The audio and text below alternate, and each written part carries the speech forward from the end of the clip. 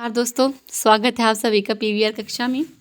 तो चलिए देखते हैं आज की हमारी क्लास किस चीज़ पर रहेगी। आज हमारी क्लास CDS 1 2022 के जो PYQ 2020 के जो PYQs है ज्योग्राफी सब्जेक्ट के, वो आज हम अपनी क्लास में देखने वाले हैं। तो चलिए देख लेते हैं, डायरेक्ट अपनी क्लास को स्टार्ट कर लेते हैं। देखिए जो हमारा पहला question again natural vegetation cover के बारे में ही है कि ये स्क्लेरोफिल जो एक टाइप ऑफ वेजिटेशन है वो कहाँ पर नेचुरली हमें नहीं मिलती है, कौन सी सिटी में नहीं है वो।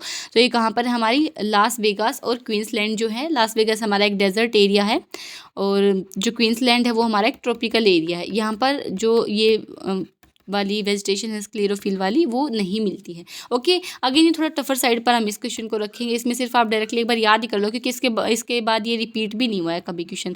ऑलरेडी आप भी देख चुके हैं ना, 2025 से हमने स्टार्ट किए थे, सारे कर लिए हैं हम। 2020 के आज ये लास्ट वीडियो रहेगी हमारी, तो ये सारे कर चुके हैं हम ऑलरेडी, बट स्टिल हमने नहीं देखा है कि ऐसा कोई क्वेश्चन है वो रिपीट हुआ है। तो बस एक बार इसको ध्यान रख लेना आप कि ये दो जगह नहीं मिलती है और मेडिटेरेनियन टाइप ऑफ क्लाइमेट में मिलती है। ओके, बस आप ये याद रख लेना, ठीक है। चलिए moving on to the next question. Next question क्या कहता है हमारा, देख लेते हैं। देखिए ये अगेन वार्म करंट्स के बारे में है कि वार्म करंट के बारे में क्वेश्चन पूछा है, तो देख लेते हैं। देखिए जो कुरोशियो हमारा कुरुक्षेत्र की हमने ट्रिक बनाई थी ना कि कुरुक्षेत्र में बहुत ज़्यादा गर्मी थी, है ना, वहाँ पर बहुत ज़्यादा जवान खून है वो बहा था, इसलिए बहुत ज़्यादा गर्मी थी। तो ये क्या हो जाता है, हमारा वार्म करंट हो जाता है। हमारा जो नेक्स्ट करंट है वो कैलिफोर्नियन करंट है, ये हमारा कोल्ड करंट हो जाता है। ओके, तो ये वाला पेयर हमारा गलत हो जाता है क्योंकि इसमें दोनों वार्म होने चाहिए, क्योंकि वार्म ओशन करंट पूछा ना, तो दोनों के दोनों क्या होने चाहिए, वार्म होने चाहिए, ठीक है। नेक्स्ट क्या है हमारा नॉर्थ अटलांटिक ड्रिफ्ट और जो हमारी है ब्राज़ीलियन करंट। जी हाँ, ये बिल्कुल सही है, ये भी हमारा वार्म करंट होता है और नॉर्थ अटलांटिक ड्रिफ्ट है वो भी हमारा क्या होता है, वार्म करंट होता है। तो इसका करेक्ट आंसर क्या हो जाएगा हमारा बी। कैनरीज करंट है, ये हमारा कोल्ड करंट है और बेंगुला करंट भी हमारा कोल्ड करंट ही है। वेस्ट विंड ड्रिफ्ट कोल्ड है, फोकलैंड करंट हमारा कोल्ड करंट है। देख लेते हैं मैप में, देखिए डायरेक्ट देखते हैं मैप में, तो देखिए नॉर्थ अटलांटिक ओशन में इसमें कैनरीज करंट है, ये हमारा ब्लू लाइन से मेंशन्ड है ना, इसका मतलब क्या है, ये हमारा कोल्ड करंट है। ओके, एक बार इसका कलर चेंज कर लेते हैं। ओके, अब नेक्स्ट हमारा कौन सा था, कैलिफोर्निया। कैलिफोर्निया अगेन हमारा एक कोल्ड करंट है, ये भी ब्लू में ही मेंशन्ड है और ये कहाँ पर फ्लो करता है, हमारा जो कैलिफोर्निया रीजन है USA की साइड में, उसमें फ्लो करता है, उस साइड में, ठीक है।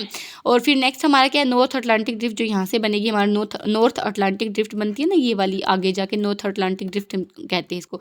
यहाँ पर गल्फ स्ट्रीम हो जाती है, फिर आगे ये नॉर्थ अटलांटिक ड्रिफ्ट कहलाएगी। ओके, तो ये हमारी कौन सी है भाई, कौन से कलर में है, रेड कलर में, तो ये कौन सी होगी हमारी वार्म करंट हो गई। फोकलैंड करंट यहाँ पर फ्लो करेगा, ठीक है, ये हमारा कोल्ड करंट ही होता है। अगेन ब्राज़ीलियन करंट, अगेन ये एक वार्म करंट है हमारा, ठीक है। तो आपको आई होप समझ आ रहे होंगे। जो बेंगुला करंट है वो यहाँ पर फ्लो करता है हमारा, जो हमारा अफ्रीकन कॉन्टिनेंट है ना, उसके कौन से साइड में, वेस्टर्न साइड में फ्लो करेगा। कहाँ पर, यहाँ पर फ्लो करेगा, बेंगुलियन करंट होता है, ठीक है। ये अगेन कोल्ड करंट है हमारा। ओके, देखिए नेक्स्ट क्वेश्चन क्या कहता है हमारा, देख लेते हैं। अगर इसमें पूछा है कि इंडिया में कितने ऐसे स्टेट और यूनियन टेरिटरीज है दोनों मिलाकर जो 2 या मोर देन 2, मतलब 2+2 हैं, कोई दिक्कत नहीं, पर 2+ में क्या कर रहे हैं, वो अपनी बाउंड्रीज, इंटरनेशनल बाउंड्रीज है उनको शेयर कर रहे हैं। तो ऐसे कौन से कितने स्टेट्स हैं, 4 हैं जो 2 से ज़्यादा में है। जैसे लद्दाख है हमारा, ठीक है, वेस्ट बंगाल है हमारा, उसके बाद सिक्किम हो गया, ठीक है, अरुणाचल प्रदेश हो गया। अब आप कंफ्यूज मत करना कि मैम उत्तराखंड भी है, क्योंकि उत्तराखंड नहीं है, ये सिर्फ 2 में ही कनेक्ट करता है, एक चाइना से और एक हमारा नेपाल से। इसमें पूछा 2+, क्वेश्चन को ध्यान से पढ़ना है। ओके, चलिए moving on to the next question. Next question क्या कहता है, देखिए हेडलेस सेल के बारे में है। क्या हमने तीनों सेल ऑलरेडी प्रीवियस क्लासेस में कवर नहीं कर ली हैं। हेडलेस सेल है, फेरल सेल है और एक हमारा पोलर सेल है। ये तीनों जो सेल्स हैं वो हम ऑलरेडी कवर कर चुके हैं अपनी प्रीवियस क्लासेस में, ठीक है। तो आई थिंक ये क्वेश्चन आपके लिए बिल्कुल भी टफ नहीं होना चाहिए, है ना। तो ये कहाँ पर डिसेंड करती है हमारी, कहाँ से राइज होती है, सबसे पहले तो ये इक्वेटर से राइज करेंगे और डिसेंड कहाँ पर करेंगी, सब ट्रॉपिकल हाई प्रेशर जो सेल्स में जाके ये क्या करेंगी, डिसेंड कर देंगी। ओके, तो देख लीजिए ये हमारी राइज हुई, वोम है ये, क्योंकि रेड कलर में है तो क्या हो गया, गर्म है, ठीक है। फिर ये यहाँ पर जाएंगी, इधर जाके सबसाइड करेंगे, जैसे ही कोइंसाइड करेंगी हमारी, तो क्या हो जाएगा हमारा ये कौन से रीजन में करेंगी, 30 डिग्रीज, जो क्या क्या कहलाता है, सब ट्रॉपिकल रीजन, सब ट्रॉपिकल हाई प्रेशर बेल्ट ये जनरेट करेंगे। हाई प्रेशर क्यों बोला है इसमें, क्योंकि जब जो विंड है वो नीचे की ओर सबसाइड करेगी तो यहाँ पर वो हाई प्रेशर है वो क्रिएट करेगी और ऊपर क्या करेगी, लो प्रेशर क्रिएट करेगी। ओके, यहाँ पर क्या हो रही है, विंड नीचे आ रही है, ठीक है, चलिए moving on to the next question. Next question क्या कहता है हमारा, which one of the following soils. Again देखिए सोयल के ऊपर हमारा क्वेश्चन आ गया या नहीं आ गया है ना। सोयल के ऊपर हमने ऑलमोस्ट हर एक क्लास में क्वेश्चन देखा, चाहे वो किसी भी टाइप का क्वेश्चन हो, बट देखा जरूर है ना। तो सोयल अपने आप में बहुत इंपॉर्टेंट टॉपिक है भाई, इसको हम स्किप नहीं कर सकते हैं। ठीक है, इसमें पूछा हाई कंटेंट, हाई जो ऑर्गेनिक कंटेंट है किस में है, तो हमने अपने प्रीवियस जो क्लास की थी क्या उसमें हमने नहीं पढ़ा था कि हमारे हिस्टोसोल्स जो हैं वो हाई ऑर्गेनिक कंटेंट के लिए जाने जाते हैं, और उसमें हमने मैथ्स का कॉलम में पढ़ा था, है ना। तो ये भी क्वेश्चन आपके लिए टफ नहीं होना चाहिए बिल्कुल भी। ठीक है, हिस्टोसोल का मतलब ही क्या है, हिस्टो का मतलब क्या है, ऑर्गेनिक मैटर, ऑर्गेनिक मटेरियल, इससे आप याद रख सकते हैं। ठीक है, चलिए moving on to the next question. देखिए सिक्स्थ क्वेश्चन हमारा क्या कहता है कि ऐसी फैक्ट्री साइट बतानी है जहाँ से हम लाइमस्टोन और चर्ट ब्लेड्स, फैक्ट्री साइट बतानी है आपको जहाँ से हम लाइमस्टोन और चर्ट ब्लेड्स है वो मंगवाते थे हड़प्पन सेटलमेंट्स में। तो कहाँ से मंगवाते थे, सुकूर और रोहरी हिल्स है, वहाँ से हम इन दोनों चीज़ों को मंगवाते थे। ओके, ये हमारी सुकूर हिल्स हो गई, सुकूर हिल्स हो गई, ये हमारी खेतड़ी है, ये तो अगेन कॉपर के लिए फेमस है। ठीक है, खेतड़ी माइंस कॉपर के लिए फेमस थी। ठीक है, ये चीज़ आपको याद रखनी है।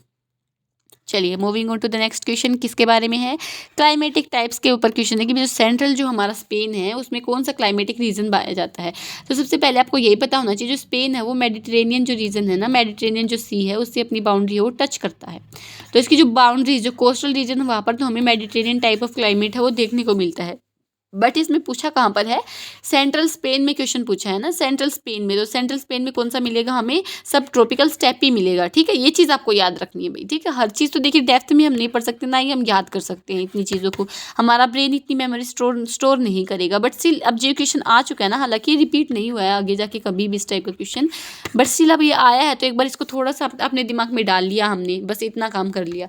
अब देखिए नेक्स्ट क्वेश्चन क्या है कि भाई ऐसी रिवर का नाम बताना है जो ब्लैक सी में ड्रेन नहीं करती है। कौन सी ऐसी रिवर है गिवन में से, कौन सी है जो ब्लैक सी में ड्रेन नहीं करेगी। तो वोल्गा ऐसी रिवर है जो ब्लैक सी में ड्रेन नहीं करेगी। अगेन आपके लिए एक होमवर्क रहेगा, आपको बताना कि जो वोल्गा रिवर है वो कौन सी कंट्री में फ्लो करती है। ओके, सी में ड्रेन करेगी वो हम देख लेंगे। तो देखिए डिनाइपर है, डोन रिवर है हमारी, ये डेन्यूब रिवर होगी, ये डिनाइपर रिवर होगी, डोन रिवर होगी। तीनों की तीनों ब्लैक सी में ही जाके अपने आप को फ्लो कर रही हैं, मतलब कि ड्रेन कर रही हैं। ठीक है, पर अब देखिए एक ट्रिक है डोन रिवर की, अज्जू डोन करके एक ट्रिक हम इसको याद कर सकते हैं। अज्जू डोन, अज्जू मतलब सी ऑफ अजो के नाम से आप याद रख सकते हैं। जो हमारी डोन रिवर है ना वो डायरेक्टली ब्लैक सी में ड्रेन ना होके सी ऑफ अजो में ड्रेन होगी। और अगेन जो सी ऑफ अजो वो किससे कनेक्टेड है, हमारी ब्लैक सी से कनेक्टेड है। ओके, आई समझ। और जो हमारी वोल्गा रिवर है वो किस में करेगी अपने आप को ड्रेन, कैस्पियन सी में। ओके, ये चीज़ आपको याद रखनी है। अब देखिए नेक्स्ट क्या है भी, ईस्टर्न शोर ऑफ एड्रियाटिक सी में जो कोल्ड और ड्राई विंड्स फ्लो करती है उनका नाम बताना है। तो कौन सी वो है, अगेन ये हमारा लोकल विंड्स का जो टॉपिक है ना उससे पूछा गया है। तो ये एक बार कर लेना आप। बोरा जो है वो हमारी कोल्ड और ड्राई विंड्स है जो कहाँ पर फ्लो करेंगी, एड्रियाटिक सी में। मिस्ट्रल भी हमारी कोल्ड और ड्राई विंड्स ही है बट वो एड्रियाटिक सी में फ्लो नहीं करती हैं। ठीक है, देखिए ये हमारी मिस्ट्रल रिवर रही, मिस्ट्रल जो विंड्स है ये रही। ठीक है, ये कहाँ पर हमारी फ्लो करेंगी, फ्रांस में करेंगी, जो रोहन वैली है ना वहाँ पर ये फ्लो करेंगी। ओके, बट जो बोरा है वो एड्रियाटिक सी में करेंगी। ठीक है, ये आपको याद रखनी है। देखिए नैशी ट्राइब के बारे में क्वेश्चन है कि जो नैशी ट्राइब है वो कहाँ की है। तो देखिए हमने एक ट्रिक डिस्कस की थी पहले की क्लासेस में, दमाम करके, है ना। थोड़ी हैंडराइटिंग अच्छी कर लेते हैं। देखिए एक हमने ट्रिक ली थी दमाम ट्रिक, है ना। बट इसमें एक चीज़ और जोड़ दो, एन और एक एम और जोड़ दो, है ना। ये हमारी कहाँ की ट्राइब्स हो गई, सारी अरुणाचल प्रदेश की। ठीक है, ये सारी हमारी अरुणाचल प्रदेश की ट्राइब्स हो जाएंगी। जैसे कि डी से डाफला है, ये हिल्स के नाम भी हैं भाई और ट्राइब्स के नाम पे ही पड़े हैं। ये डाफला है, मीरी है, अबोर है और मिशमी है, ये सारी ट्राइब्स के नाम है और साथ में ये हिल्स के भी नाम है जो हमारी अरुणाचल प्रदेश में और इसी सीक्वेंस में है। तो आपको याद करने में काफ़ी आसानी हो जाएगी दोनों चीज़ें। आप हिल्स भी याद कर सकते हो यहाँ से और साथ में आपको ट्राइब्स के नाम भी याद हो गए। अब दो नाम और आपको याद रखने जो एनसीईआरटीज़ में भी गिवन है, नईशी और मोनपा, ये भी हमारी अरुणाचल प्रदेश की ही ट्राइब्स हैं। ओके, तो ये अगेन डायरेक्ट एनसीईआरटी का ही क्वेश्चन था यार, कहीं ऐसे कोई डिफिकल्ट कहीं से नहीं पूछा है। ठीक है, तो अरुणाचल प्रदेश इसका करेक्ट आंसर हो जाएगा। नेक्स्ट क्वेश्चन देख लेते हैं, जो एरेबल लैंड है, जैसे number of people per unit जो रह रहे हैं एरेबल लैंड के एरिया में, उनको हम क्या कहते हैं। तो ये अगेन रिपीटेड क्वेश्चन है हमारा। ऐसा क्वेश्चन हम सेम क्वेश्चन ऑलरेडी सोल्व कर चुके हैं अपनी प्रीवियस क्लासेस में, जिसका आंसर भी क्या था हमारा, फिजियोलॉजिकल डेंसिटी, इसको हम कह देते हैं।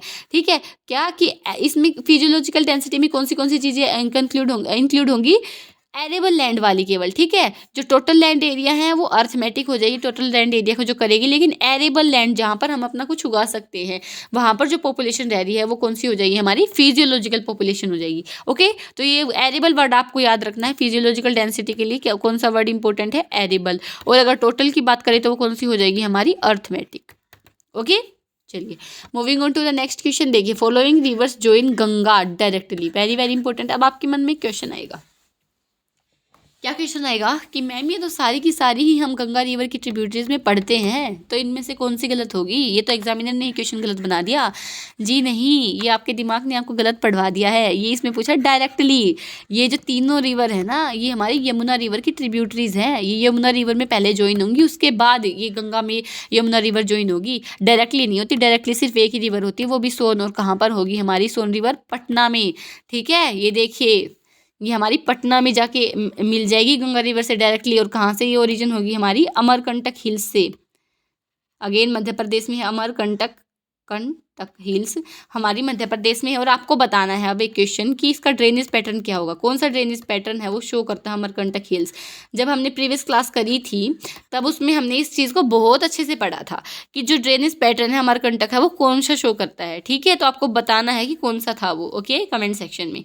चलिए, कोई डाउट है तो आप कमेंट सेक्शन में पूछ सकते हैं आप, ठीक है, कोई दिक्कत नहीं है। बाकी टेलीग्राम चैनल आप ज्वाइन करके वहाँ पर भी अपने डाउट्स हैं उनको क्लियर करवा सकते हैं। ओके, चलिए देखते हैं अगला question. Is not a type of commercial agriculture. सबसे पहले आपको यही पता होना चाहिए कमर्शियल एग्रीकल्चर का मतलब क्या है। कमर्शियल मतलब जहाँ से पैसे आते हैं, जो हम पैसों के लिए चीज़ करते हैं, ठीक है, जो पैसों के लिए खेती करते हैं, यानी कि तो देखिए क्या है इसमें, डेयरी फार्मिंग है। क्या पैसों के लिए नहीं करते भाई, दूध है बेचेंगे, है ना। डेयरी फार्मिंग, अगर हम डेयरीज खोल रहे हैं इतनी बड़ी बड़ी, इतने ज़्यादा पशु रख रहे हैं, तो सिर्फ घर के लिए तो करेंगे नहीं भाई कि हम तो ना अपने घर का पालन पोषण करने के लिए हमने तो डेयरी खोली है, वहाँ पर हमने 10 भैंस रख रखी है शौक या मिजाज, ऐसा कुछ नहीं है भाई। पैसे कमाने के लिए रखी हैं, ठीक है। दूध बेचते हैं वो लोग, अच्छा खासा पैसा कमाते हैं। अब तो 70 रुपये किलो हो रहा है दूध भी, ठीक है।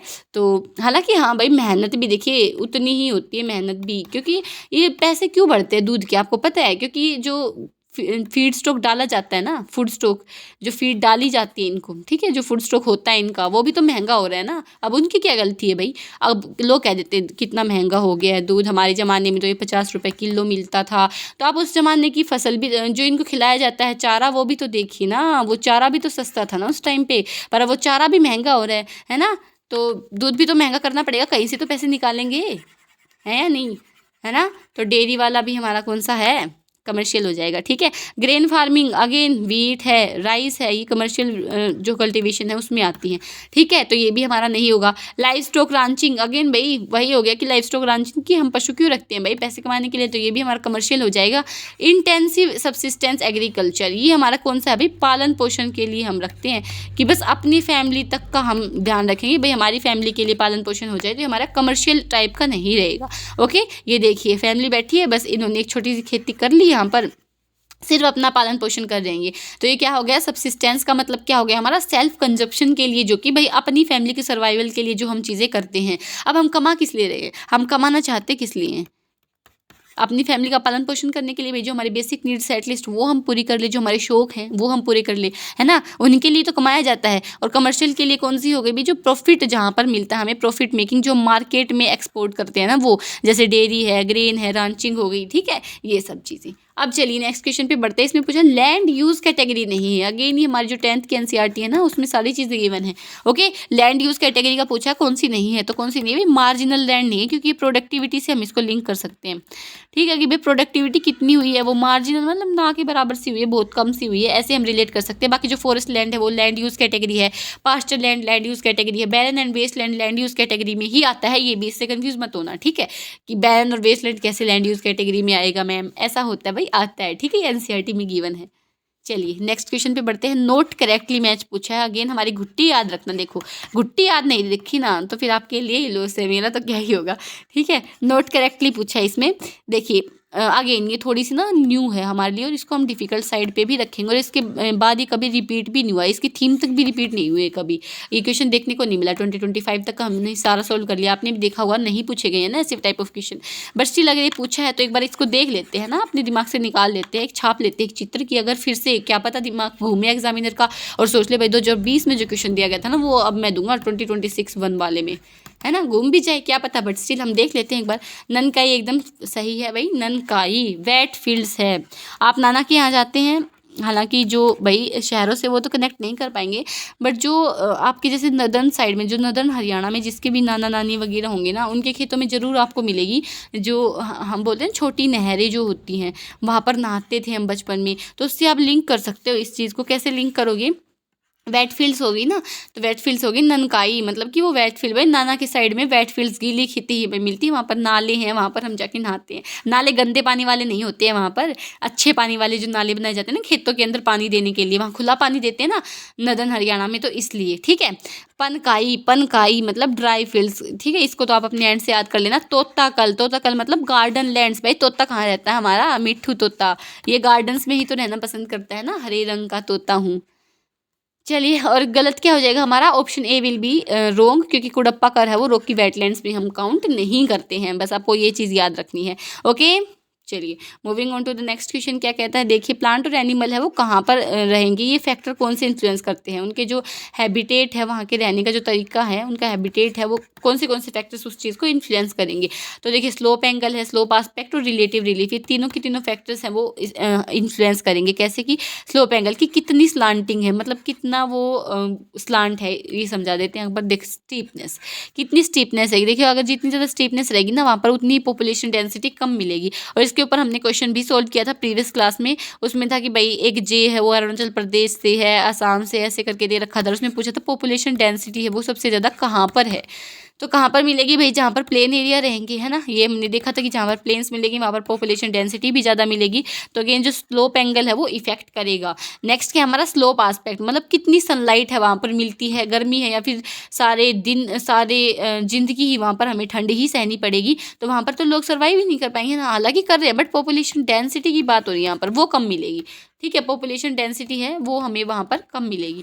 ठीक है, तो ये फैक्टर भी हमें इफेक्ट करता है। अगेन फिर देखिए रिलेटिव जो रिलीफ है, एलिवेशन की, जितना हम ऊपर जाते जाएंगे वहाँ पर हमें पॉपुलेशन डेंसिटी है वो उतनी ही कम होती दिखती है, तो ये भी फैक्टर इफेक्ट करता है। ठीक है, तो चलिए यहाँ पर हमारी क्लास आज की एंड रहेगी, और देखिए जो नेक्स्ट क्लास रहेगी उसमें हम 2020 के पार्ट 2 को कवर करेंगे, 2020 के पार्ट 2 को कवर करेंगे। और यहाँ पर हमारी ज्योग्राफी के, मतलब कल हमारी एक लास्ट क्लास रहेगी ज्योग्राफी के PYQs की। ठीक है, कल हम इसके जो ज्योग्राफी के PYQs हैं उनको बिल्कुल ख़त्म कर देंगे प्रॉपर डिटेल में एनालिसिस करके। नेक्स्ट सब्जेक्ट को हम शुरू करेंगे परसों से। ठीक है, आपको एक नोटिफिकेशन है वो टेलीग्राम ग्रुप में मिल जाएगा इसके रिगार्डिंग, कौन सा सब्जेक्ट स्टार्ट होगा उसके रिगार्डिंग। ठीक है, तो चलिए मिलते हैं अपनी नेक्स्ट क्लास में। तब तक के लिए आपके लिए 3 काम जो हम बताते हैं ना हर दिन अपनी क्लास में, वो तीनों काम आपको करने हैं। और तीनों काम क्या करने हैं भाई? रिवाइज करना है, सेकंड काम क्या रहेगा? रिवाइज करना है, और थर्ड काम क्या रहेगा हमारा? रिवाइज करना है। तीनों काम आपको करने हैं अपने एंड से। ठीक है, चलिए बाय, टेक केयर।